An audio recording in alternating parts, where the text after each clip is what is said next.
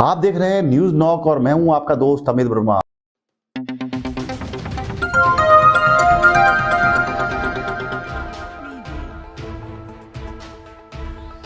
लोग अपनी अपनी रोटियां सेक रहे हैं और अपना अपना वोट बैलेंस बना रहे हैं। बाकी भी एक ही जाति है, मनुष्य प्राणी, जिसके अंदर जीवात्मा है।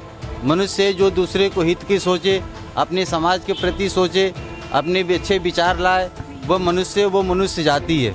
अन्यथा मनुष्यों में कोई जाति। और हमारे साथ इस समय नागा बाबा विजय गिरी महाराज जी जुड़ चुके हैं, इनसे बात करते हैं। आजकल जो रामचरितमानस को लेके बहुत बड़ा विवाद चल रहा है, इस पर आपकी क्या राय है, आप क्या कहेंगे?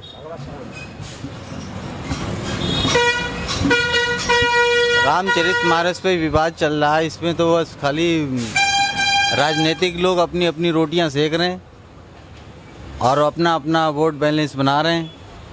बाकी समाज से और समाज में जीवन जीने वालों से उनसे कोई लेना देना तो है ही नहीं।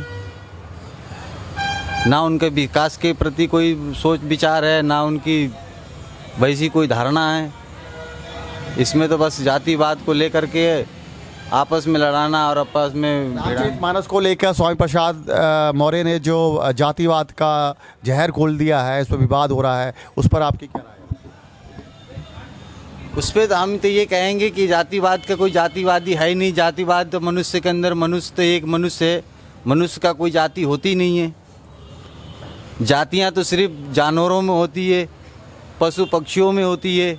मनुष्य की तो सिर्फ एक ही जाति है, मनुष्य।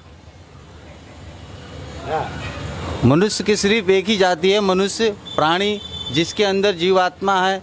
मनुष्य जो दूसरे को हित की सोचे, अपने समाज के प्रति सोचे, अपने भी अच्छे विचार लाए, वो मनुष्य जाति है। अन्यथा मनुष्यों में कोई जाति है ही नहीं। मनुष्य तो एक सिर्फ मनुष्य की जाति है। आपके अखाड़ों में एक बहुत चीज़ देखने को मिली है कि जब भी कोई नागा सन्यासी बनता है तो वो जाति से ऊपर उठ जाता है, उसमें फिर जाति भेद नहीं होता। इसमें आप क्या कहेंगे? संन्यास लेने के बाद में तो कोई जाति होती नहीं है। संन्यास का कोई जाति नहीं होती है। संन्यास में भी हमारे में भी जाति होती है। वैसे 10 नाम हमारे में बोलते हैं, 10 नाम से भगवान शंकराचार्य ने 10 नाम से हमारा संन्यास को किया है। हाँ, 10 नाम को एक जोड़ा है। 10 नामों से हमारा गिरी, पूरी, भारती, सरस्वती, वन, ऐरण, तीरथ, पर्वत, सागर, ये हमारे में भी मतलब बनाया है। लेकिन एक सामाजिक तौर पे इनको जीवन जीने की अपने अपने कर्मों के द्वारा इनको अपना वो दायित्व दिया है।